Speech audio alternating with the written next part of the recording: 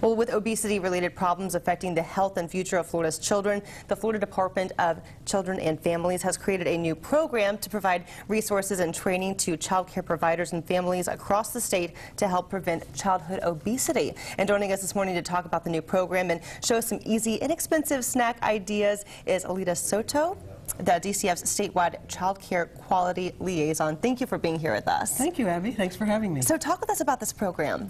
Well, it's a great program that we've initiated for child care providers throughout the state of Florida through the Department of Children and Families Child Care Regulation. Our director, Debbie Russo, had the vision of not only supporting our providers with our standard training, but now initiating this work for preventing obesity by training providers on ideas on how to improve their food consumption, nutrition, physical activity, and trying to get away from screen time. We want the children to be physically active. We want them to be engaged in their food consumption and be responsible.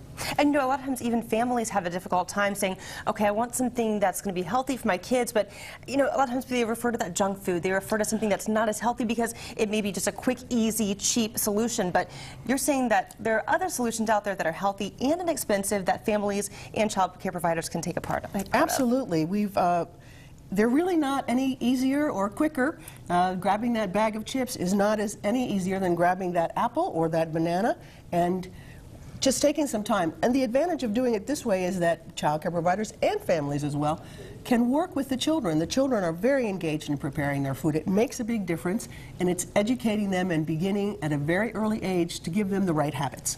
And I see they have some oats here as well and some other treats? Yeah, well, what we did was just walk into the store, and one of the tricks that we use is that when we go to the market, we walk the perimeter of the store. We do produce, we do meats, and then we do dairy. Then you walk, if you absolutely have to, walk down the cereal aisle, but stay away from those sugar treats and those sugar-filled cereals.